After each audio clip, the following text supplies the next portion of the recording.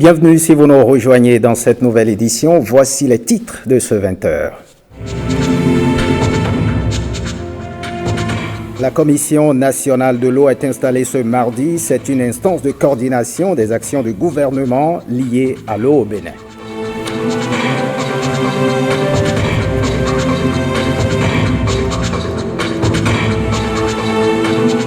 La prison civile de Cotonou dispose désormais d'un espace de confidentialité détenu avocat. C'est une initiative de l'ONG Prisonniers sans frontières. Le joyau est mis en service aujourd'hui.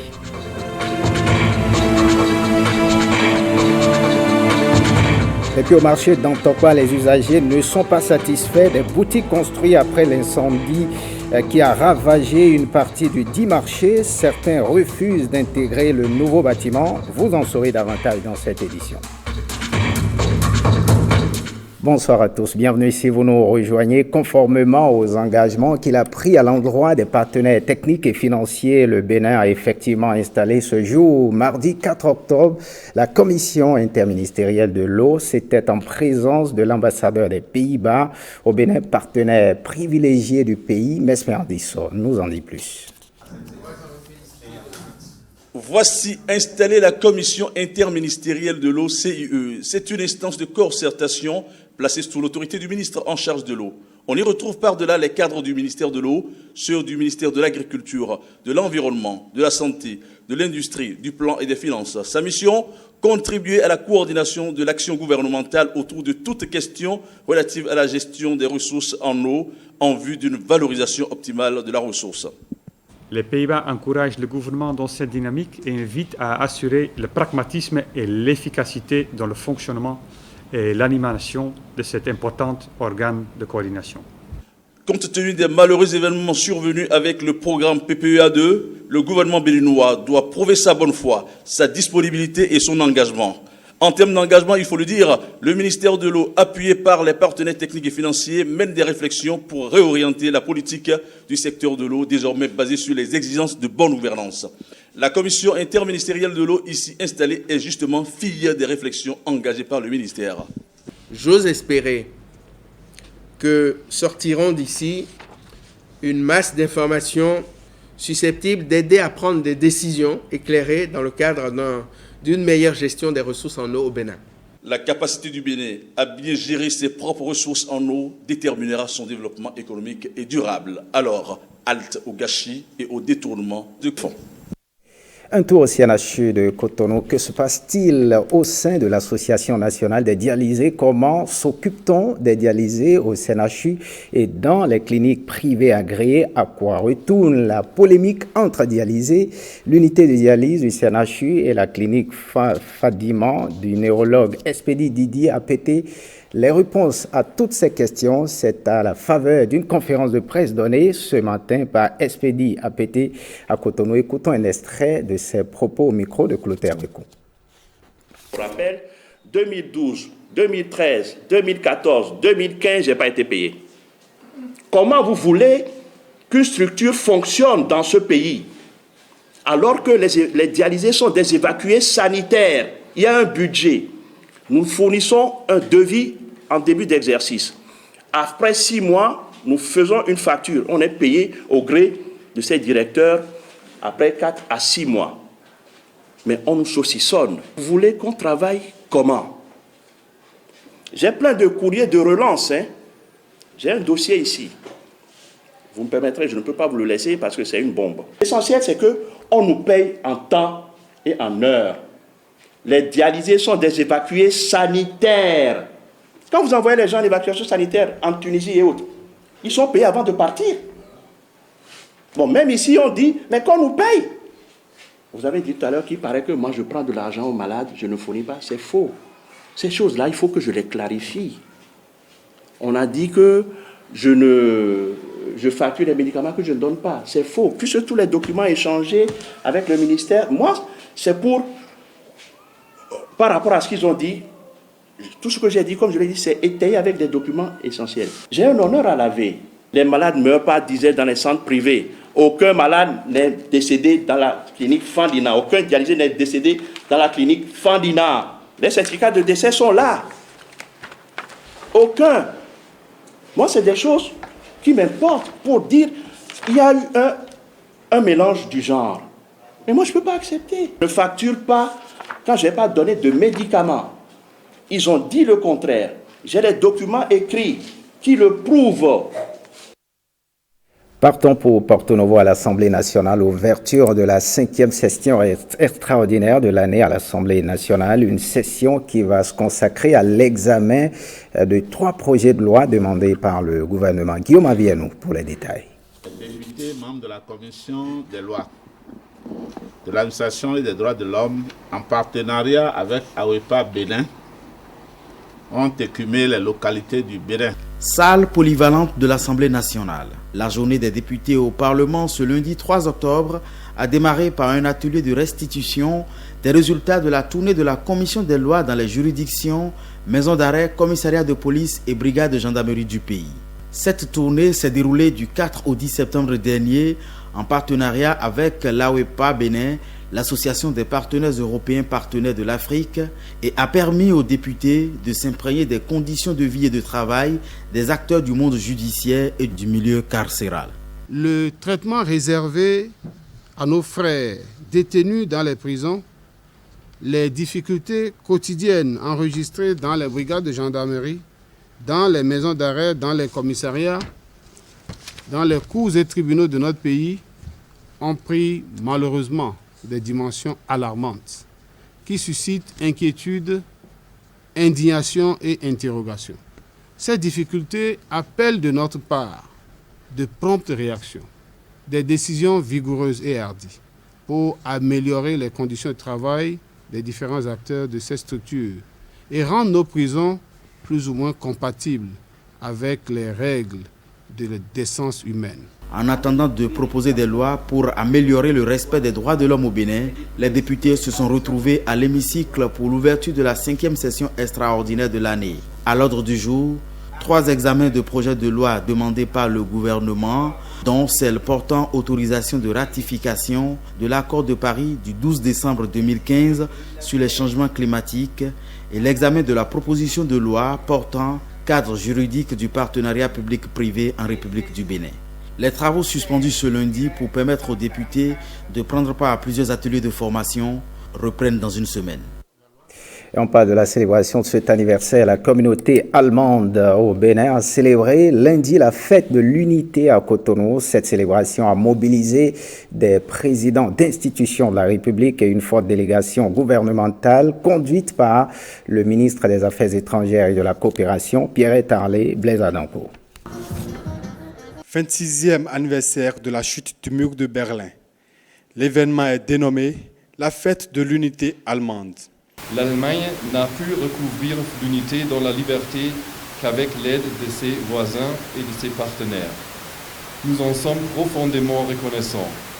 L'unité allemande n'était que le couronnement d'un long processus de détente politique qui a débuté il y a plus de 40 ans avec la signature de l'acte de Helsinki qui a pris fin en 1990 avec le traité d'unification, négocié et signé par les anciens adversaires de la guerre froide, devenus partenaires. Quelle belle coïncidence que le peuple béninois, lui aussi, a proclamé presque en même temps sa première constitution démocratique, non pas par la force des armes, mais par la force des mots, la prise de conscience et l'usage de moyens pacifiques.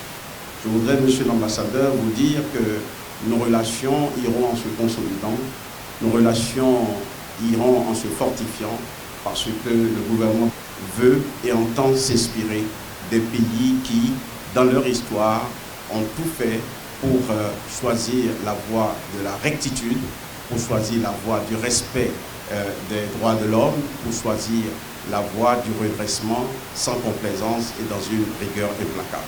26 ans après la réunification, l'Allemagne est fière de son repositionnement diplomatique dans le monde. Un tour dans nos écoles, reprise des classes à Cotonou comme chaque année et ce à l'opposé des écoles privées, les cours tardent à démarrer dans les établissements scolaires publics. Nos reporters sont descendus sur le terrain. Suivez le reportage de Robert Adé. Cette séquence de cours n'est qu'un trompe-l'œil. Dans plusieurs écoles publiques à Cotonou, l'heure est encore aux inscriptions des nouveaux venus, comme ici, au CG Soroléré. Nous avons plus de 1000 élèves, nouveaux élèves de 6e qui sont classés ici. Donc nous avons ouvert 2 guichets d'enregistrement de leur inscription. C'est les nouveaux qui sont en train de faire les formalités de rentrée. Quant aux anciens, ils sont déjà en classe parce que les emplois ont déjà été distribués, prioritairement aux fonctionnaires, c'est-à-dire APE, ACE, et une bonne partie déjà des vacataires. Le reste est en train de s'apprêter pour commencer les activités. Il ne faut plus écrire comme ça. D'accord? Ici, ce n'est pas ça. C'est ce côté, ici, tu vas faire ça. Tu as vu? Maintenant, tu complètes le reste. Ça peut aller? Toi, ça, tu peux écrire maintenant? Dans ce complexe scolaire privé, les cours vont bon train. Ils ont démarré le jour même de la rentrée des classes. Il faut montrer la rupture entre la période des vacances et la période scolaire. L'enfant a eu le temps de s'amuser pendant 3 bons mois.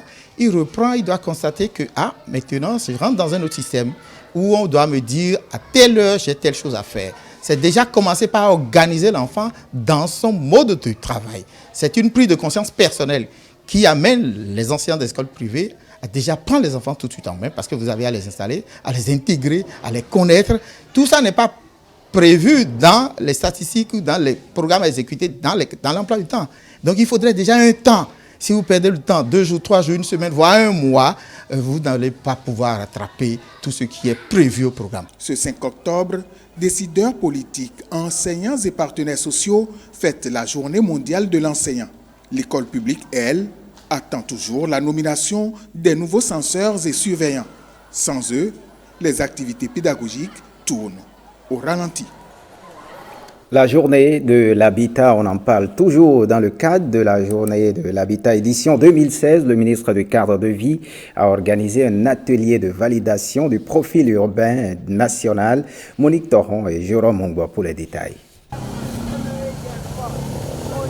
Le profil urbain d'une agglomération s'établit à travers des problématiques urbaines bien définies. Cet atelier entre dans le cadre du programme participatif d'amélioration des bidonvilles initié par ONU Habitat dans les pays ACP, Afrique, Caraïbes, Pacifique, dont le Bénin. Il est prévu que l'on retienne au niveau de chaque pays 3 villes. Une grande ou la plus grande ville du pays, une ville moyenne et une petite ville.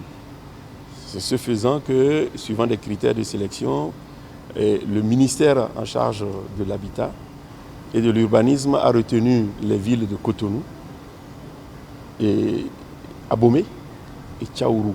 Abomey est dedans, ce n'est pas parce que j'ai été ministre de l'Environnement. Non, Abomey est dedans parce que c'est la capitale historique de notre pays. Et nous voulons vendre la destination Bénin. En voulant vendre la destination Bénin, il faut que la ville qui est la ville historique, capitale de notre pays, ait une visibilité.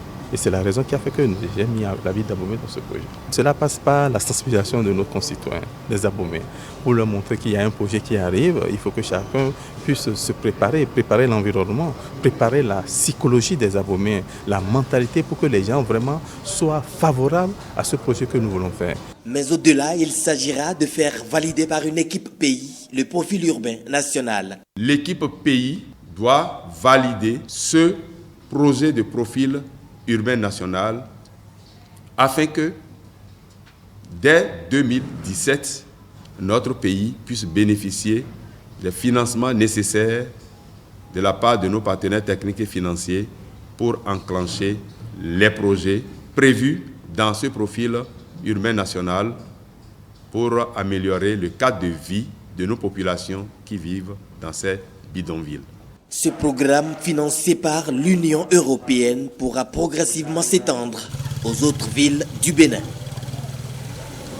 Et on marque un arrêt à la prison civile de Cotonou. La prison civile de Cotonou qui dispose désormais d'un espace de confidentialité détenu-avocat. Il s'agit d'un parloir pour permettre aux détenus d'avoir un tête-à-tête avec la partie défense. L'initiative émane de l'ONG Prisonniers sans frontières avec l'appui de l'Union européenne, suivant un extrait de la déclaration du coordonnateur de l'ONG et du bâtonnier de l'ordre des avocats. Ils sont au micro de Dieudonné Abimbola et Brice Thibozo. Puis judiciaire, donc l'accompagnement dans ce domaine qui répondant aux tests qui disent que le détenu doit échanger avec son avocat dans une confidentialité illimitée.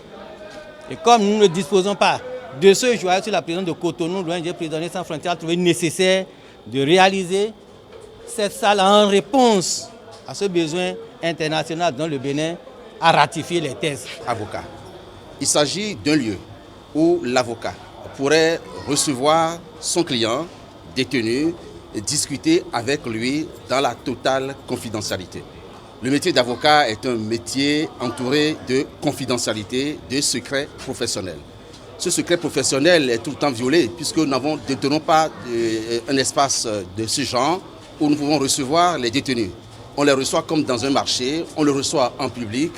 Aujourd'hui, ce dysfonctionnement, cette erreur est corrigée. Signature d'accord de siège entre l'État béninois et le Centre international de la formation en Afrique des avocats francophones. La cérémonie a eu lieu ce lundi à la salle de conférence du ministère des Affaires étrangères. Blaise Adampo et Edmond Humbo pour le point. Apposition de signature, échange de paraphes. L'État béninois reconnaît désormais sur son territoire l'organisation non gouvernementale CIFAF, entendez Centre international de formation en Afrique des avocats francophones. La signature de l'accord de siège entre l'organisation non gouvernementale CIFAF et le gouvernement béninois consacre la reconnaissance de votre ONG à travers la qualité de ses actions, qualité que le gouvernement a décidé d'accompagner en octroyant donc au CIFAF des facilités et privilèges dans l'exercice de ses activités. Le CIFAF est une organisation à caractère scientifique qui, conformément aux objectifs définis dans ses statuts et à ses priorités, s'assure de la formation permanente, aussi bien initiale que continue, des avocats et des avocats stagiaires. Le CIFAF a développé une véritable expertise en matière de formation des avocats francophones à travers l'organisation de sessions initiales, de sessions continues en Afrique de l'Ouest, en Afrique centrale et dans la région des Grands Lacs. Plus concrètement, environ 60 avocats originaires de 16 pays francophones bénéficient chaque année d'un mois de formation gratuite à Cotonou dans le cadre de la formation initiale, et ce, depuis 2000. Le directeur du CIFAF a exprimé sa détermination à faire en sorte que les privilèges prévus dans le présent accord soient utilisés dans l'intérêt du bon fonctionnement du centre. Un tour au marché d'Antokpa, près d'un an après l'incendie qui a ravagé une partie du marché d'Antokpa. De nouvelles boutiques ont été construites pour abriter les sinistrés. Une équipe de la rédaction s'est rendue sur le terrain pour faire l'état des lieux. Voici le compte-rendu de Eloge Kiki et Marie-Louise Perrin. C'était un samedi noir pour les usagers du marché d'Antokpa, 31 octobre 2015. Environ un an après ce drame, le processus de relogement des sinistrés est presque à la fin. Quelques réglages encore et le bâtiment sera livré. Les futurs occupants ne sont pas satisfaits de la répartition et de la gestion des nouvelles boutiques. La Sogema est en train de distribuer maintenant les stands aux sinistrés. Maintenant, ils sont en train de faire activité par activité. Ce que vous voyez derrière moi, c'est le stand qu'ils ont construit, mais c'est un peu petit, mais on va prendre comme ça. Notre nom est sorti. Après, ils ont dit que nous n'avons pas de place, de rejoindre notre ancienne place. Son vache, Sogema là, on nous refoule et d'aller rester dans votre place. On demande à rejoindre le nouveau bâtiment. Comme sinistrés, tous, on était là comme sinistrés. Les vrais sinistrés, c'est parmi nous, dans la mesure où nous, on n'a pas... C'est que le feu a commencé à notre niveau. Donc, on n'a même pas pu prendre quelque chose. Est-ce que vous voyez, maintenant, pour nous remercier, on nous a remercié en monnaie du singe. Pourquoi je dis ça? Parce que nous qui étions devant, qu'on devait reclasser devant, et selon le dit du DG, c'est que tout le monde sera reclassé dans sa zone. À ma grande surprise, je me suis retrouvé ici. Et cette zone-là, vous savez, c'est la zone des vendeuses de bijoux. Est-ce que vous voyez? La zone des vendeuses de bijoux, on m'a classé ici. Et nous tous qui étions devant, on nous a tous ramenés ici. Les plaintes sont diverses, particulièrement les conditions d'accès. Ma superficie ici c'est 2,94 mètres carrés. Ça n'atteint pas les 3 mètres carrés parce que j'ai payé moins de 12 000. Ça nous a pris 3 mois, plus, et comment on appelle, ils ont dit qu'il y a un détecteur de fumée qu'on a payé à 7 000 et quelques. Mais on n'a pas eu ce détecteur de fumée jusqu'à maintenant. Tous les mois, on paye 3 000 ici. On veut un nouveau bâtiment. Parce que on paie au Sogema, notre nom est sorti. Donc on veut un nouveau bâtiment. Certains magasins sont déjà payés et pourtant, les locataires préfèrent mener leurs activités aux abords des rues du marché d'Antokpa. Et cette passation de charge, le consortium Alafia change de tête. Valère Rousseau cède son fauteuil à Emmanuel Garou. Après 4 ans passés à la tête de l'institution, la passation de charge a eu lieu lundi. Brice Thibozo et Dieudonné Abimbola pour le point. C'est cette signature qui consacre officiellement Emmanuel Garou, président du consortium Alafia. Il est élu par ses pairs suite à une assemblée générale tenue le 26 septembre dernier. Mais derrière ce acte symbolique se cache une mission. L'homme en est conscient et déroule déjà sa feuille de route. Il nous faudra travailler sur une bonne éducation des clients, un fonctionnement efficace des SFD et un partenariat intelligent avec les acteurs étatiques et les partenaires appuyant le secteur à divers niveaux. Emmanuel Garou succède ainsi à Valère Onsou qui se félicite de ses réalisations à la tête de cette association professionnelle des systèmes financiers décentralisés du Bénin.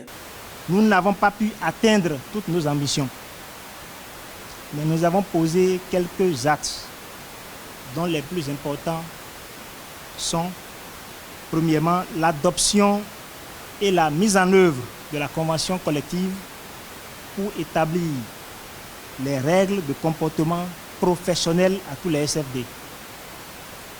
Deuxièmement, l'institution du prix d'excellence visant l'émulation au sein des SFD et leur professionnalisation. Troisièmement, la création du centre CEPILD, qui reste un centre d'affaires pour fouetter la viabilité financière de notre institution.